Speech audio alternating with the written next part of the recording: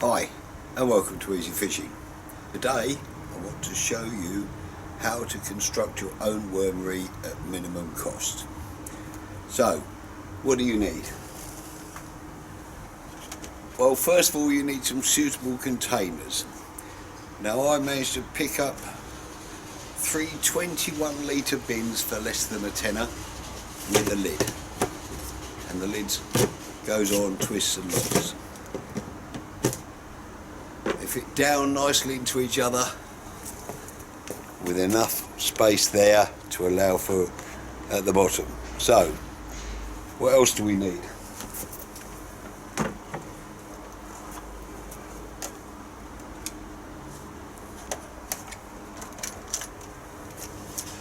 Drill bits, two sizes, one small about 1.5 to 2 millimeters and one bigger, probably 4 millimeters will do. Something you might have to hunt for. This is fly screening, used for keeping mosquitoes out your caravans or whatever. I got this on eBay, about £1.20, so there's more than enough here to do half a dozen wormeries. And last of all, some glue, and I'm just using no nails. It works for me. Any other tools? A pair of scissors just to cut the fly screen. So first of all, where do we start? Right, take a bucket. And what we're going to do is drill holes in the bottom here. Now you have two choices. You can drill biggish holes and cover them with fly mesh, which is what I prefer, or we can use a very small drill and hopefully the worms won't go through, but I just prefer a bigger one. So just going to take a drill. I'm using a 5mm one here. Yes, it's bigger than the worms, but the mesh screen will prevent the worms getting through. So now, as I've said before in previous videos, I'm definitely not a DIY man, so if I can do this, anybody can. Let's hope I don't get it wrong. Right, start off by just drilling lots of holes around the base. So starting in the centre,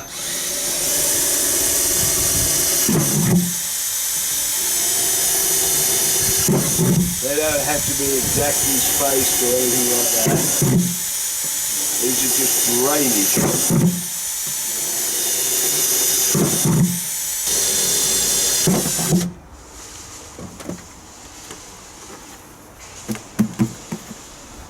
Now it doesn't really matter how many you drill, but that's what I've done. And I'm going to just get a bit of abrasive and rub them off. So I forgot to tell you about abrasive. So just a scrap of any old abrasive paper. I want to just knock off the high spots, and what I want this primarily to do is to key the surface so that the glue will adhere more than anything else.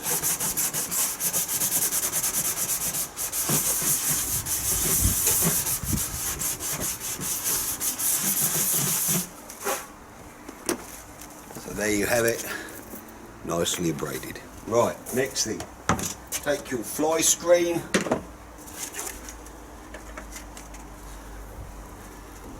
place it over here and cut a piece that will cover the holes. Doesn't matter if it's round, square or otherwise. If you want to be fancy, cut it round. We'll try and make it look nice by cutting it round.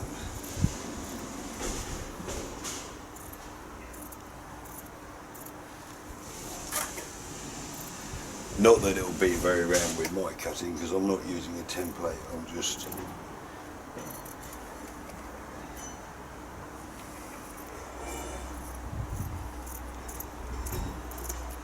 the only thing that matters is that it covers the holes.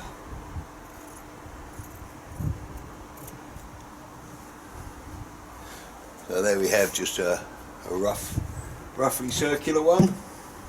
Next step, glue it into place. Now you could glue it on the inside, but that's entirely up to you.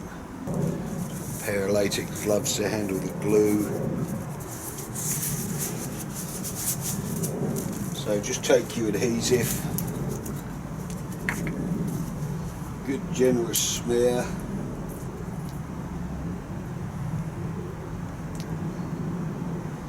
Like that. Like so. Take your pre-cut piece of fly screening.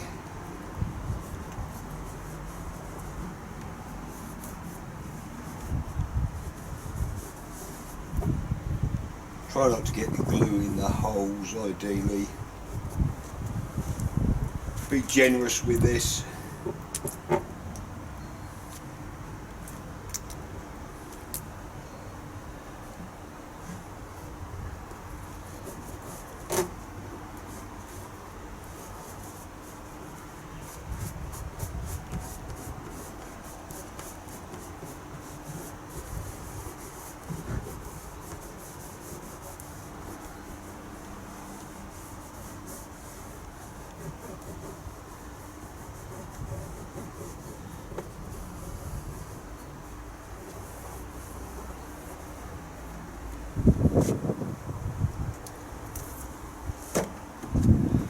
So it looks like this.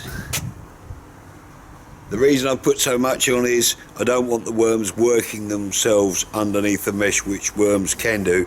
So I've put making sure that it goes right to the edge of the fly screen and overlaps it.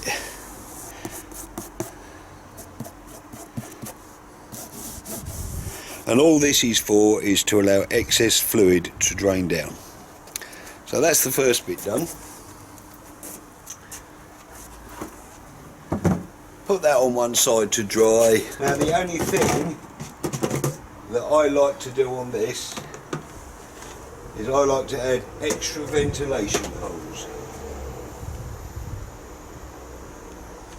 So what I'm going to do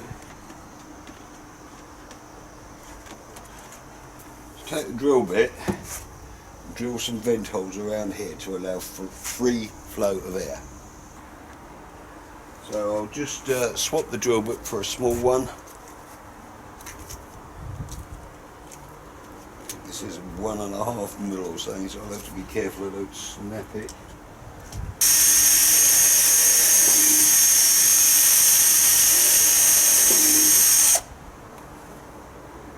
How many you drill, that's entirely up to you. I don't think really you can have too many.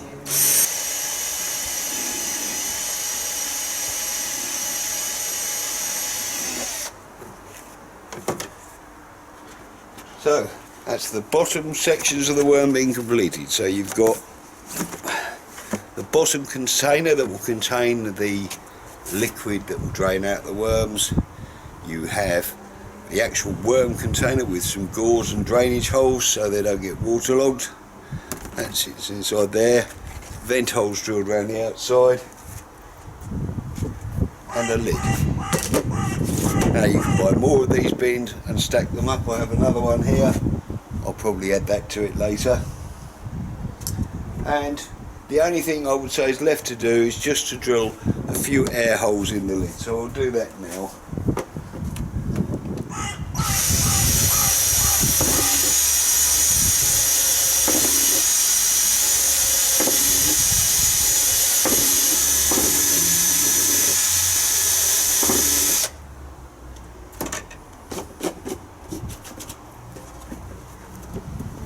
There we have some air holes drilled in it just to allow the air to circulate, and that's it. Done. Now I should let the glue set, but I'm just going to hope that it's set. Ooh, let's have a look. No, I'll be good. I'll leave it a little while and I'll come back to you when this is dried. Hi, So now the glue's dried, take the bottom bin, and there, put the top bin in it. Take some soaked wet newspaper, line the bottom of the bowl with it. I'm adding some egg boxes as well, because that'll all be eaten. So, good layer of that, ready for your worms and for your food. So, I'll just go to the wormery and get some worms. So, I've just added a few worms from my wormery to get it started, and all I shall just do is give them a bit more food on top. In this case, my favourite, use tea bags. Right, there we have it. Nice layer of broken up tea bags. I've seen on American websites that they use coffee grounds, but I'm not a coffee drinker, so they don't get any of that. So it's mostly tea bags and a few vegetable trimmings. And what I'm going to do now is just add a couple of bits of more soaked newspaper on top.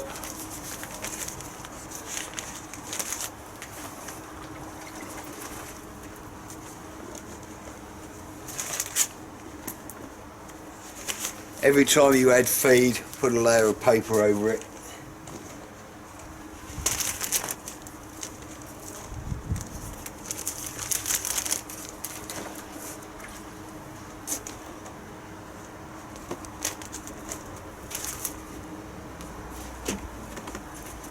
And there we have it. Place it in the bottom container.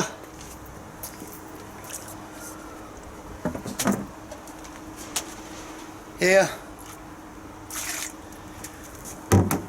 Don't press it down too far. So it sits like that. So there's space at the bottom. Lid on. Locks in place, it can't come off. Okay. And there's your finished wormery. In a pretty shade of pink, but that's all I could get. I would have preferred black ones, but fuchsia pink even. Right, so there you have it. DIY budget wormery. Those two buckets were $3.99 each, so £8. A few pence of glue. A big piece of meshing was, I think, £1.20, enough to do, or at least half a dozen bins. So we're generous and just say 50p. So we'll say £10 in total. Handful of worms out my wormery, and that's it. And I'm going to leave it now. Now this bin will go in a dock in my shed or my garage if it gets cold, which it looks like it's turning now. We've had frosts lately. And I will not touch that for a long time.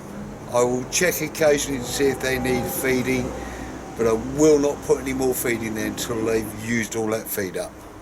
One of the biggest mistakes I've learnt you can do is just pile food in. Don't do that. Just feed them as and when they're necessary. Vegetable trimmings, trying to avoid onions and too much citrus fruit. I normally use mashed potato. I've found with potato puddings, the potato puddings can start growing in the bin. So I've cut them down a bit, but any mashed potato you've got left over, basically any vegetable trimmings, bar onions and stuff like that.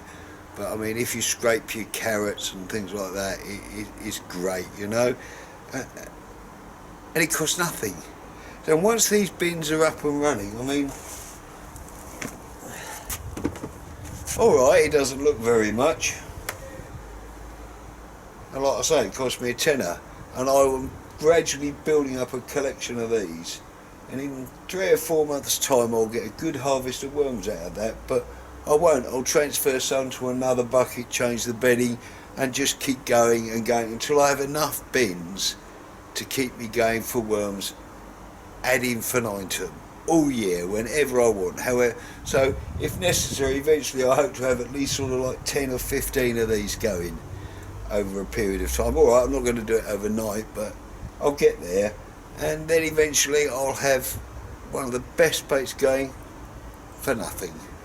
Little bit of attention once a week maybe, just to check they're alright, and if you do them in lots of small containers, should something untoward happen to one, you've still got the others. And there we go. And I hope that helps you keep your costs down for bait, and not just keeping your costs down either, because this is not just what it's about. A lot of anglers, the top anglers, use an awful lot of chopped worm, and other anglers won't do it because they say, oh, you know, kilo of worms are going to cost me, you know, 20-30 pounds, whatever it is. But if you've got worms there and the fish want worms, then you can give it to them. Any that you don't use, come back, put back in your wormery. But I virtually always have worms with me. It's very rare for me to go fishing without worms, and basically they're free, and I like free. I really like free. Anyway, thanks for watching Easy Fishing. Hope this has been helpful to you, and I hope you do like my beautiful pretty pink wormery. Bye for now, catch you later.